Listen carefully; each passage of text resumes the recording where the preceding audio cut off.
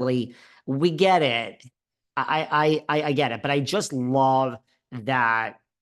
Like, look, I think what we want from a housewife is we want you to show up and just be authentic. Just be in the scene like I am, like a flip-flopper. One day you're mad at Teresa, one day you're mad at Melissa. I love that. I love being a flip-flopper. It means I'm analyzing and I'm just in the moment. I'm in the moment. I mean, some days I'm riled up here, other days I'm well spoken.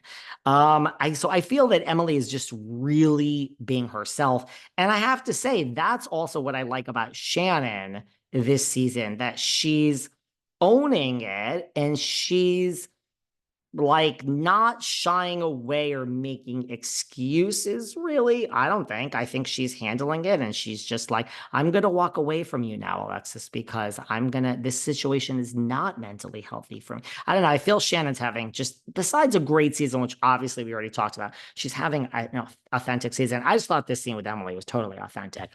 Well, Emily has also slammed Alexis Bellino, and they were friends before. I mean, back in the day, the weekend I slept at Alexis's, which I seem to like to bring up. Well, it keeps coming up. Alexis would say, these are the people on the show that you don't think I'm friends with because I haven't been on the show for 1,000 years that are on the show. Emily was always on the top of her list. So I think knowing that, hearing it directly from Alexis, albeit 4 years ago, they really were friends. Not before this show. I mean, I don't think like best friends spoke of it, but they were friends. And I like that they're being authentic. And Emily's like, like you came on as my friend, but I have issues with what you're doing.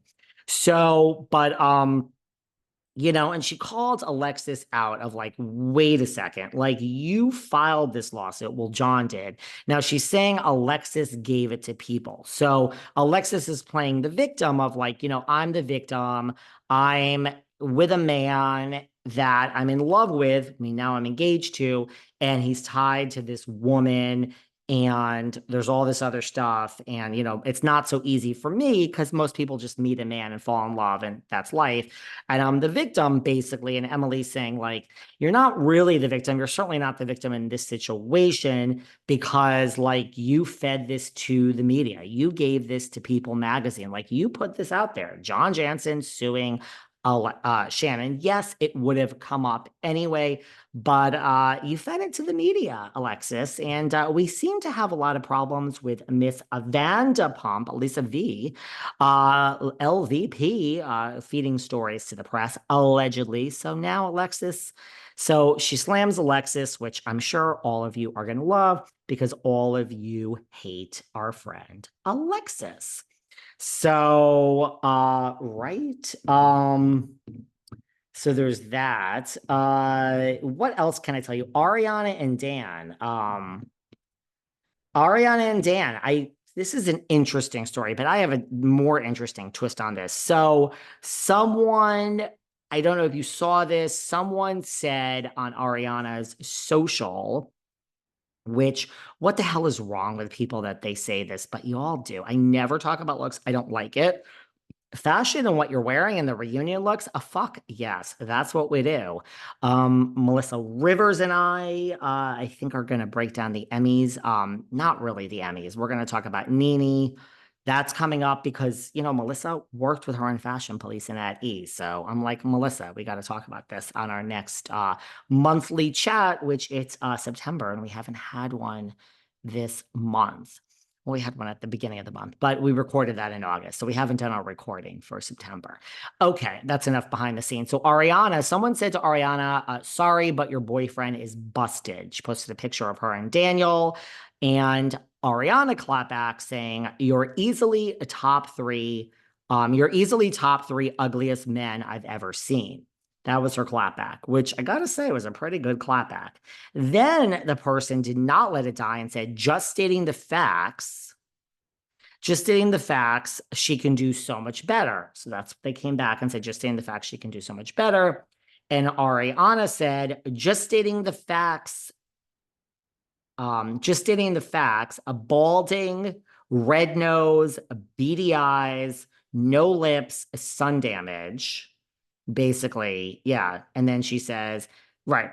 Just stating the facts, balding, red nose, beady eyes, no lips, sun damage. I don't know if that's your wife because his profile picture was him in a woman. I don't know if that's your wife, but she can do so much better. Great, great clapbacks, Ariana. Now, what I want to say about this is two things.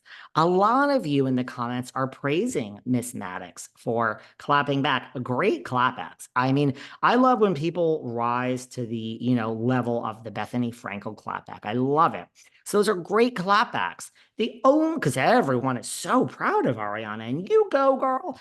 The only thing I want to bring to everyone's attention, the only thing I want to bring to everyone's attention, it's like when that fucking troll, Kelly Dodd, we already covered this the other day, when she says that Tamara's the biggest bully and she can dish it out and not take it. I clapped back at Kelly. That was our Sunday afternoon show, quick hit. And I'm like, pot, kettle, black, girl. You can't take it. I say one thing about you and you fucking go psychotic on me. So the one thing I just want to call out, because it's a similar situation, because you're all loving Ariana's response, how would you all feel if Lala, Miss Lala is so pretty, isn't she? What would you say if Lala spoke to people like this? What would you say? Now, I think it's a great clap back. I think if someone comes at you, you clap back. When someone goes low, I usually block them, but I usually clap back first when you go really low, or I just ignore you. But you definitely get blocked. But these are great clapbacks, and you're all so happy, and I agree with you being happy. But what would you say if my good friend Lala Kent spoke like this to people? I guarantee you, you would all have major, major, major problems. If Sheena spoke to people like this, oh my God, you would be up in arms. But if Lala did, you would be up in arms times 10. You would be irate. Irate through the fucking wall. Okay. That's all I'm saying. You're all praising your girl, Ariana. Clap, clap, clap. But if Lala spoke like this, she would be a nasty bitch. Who does Lauren from Utah think she is? I'm just calling it out. I'm calling it out on all of you. Right. Well, Whitney Rose has done an interview now that Salt Lake is back. I am so excited for this season. I don't think it missed a beat. Sorry, Monica. I don't think you're needed. I don't think Bethany's needed. I don't think Lisa Vanderpump is needed. We lost some of the greats. Lisa Rinna, one of the best housewife, as far as I'm concerned, ever. But the show goes on. So the show for me didn't miss a beat. So they're all doing interviews. Whitney has done an interview where I gotta say, she basically compares Meredith to Teresa and compares Meredith to Margaret and a little bit of Louis. So she's basically saying that Meredith, she says, first of all, that I hate to say this, it's going to sound a little bit harsh, but I nothing her. Oh, this Whitney Rose is so good. She is good too with the clapbacks. I nothing her. She's like, I mean, really, I nothing her. She's like, I don't think about her. She doesn't live in Utah. Such a dig because, Meredith doesn't. Meredith is in the Hamptons and Saint Tropez, and she's in New York City all the time, and then she's in LA. This is why she rents a house in Utah to film, which I'm not saying any shade. I mean, we're in the new era of housewives, right? We have Heather Dubrow, who buys a house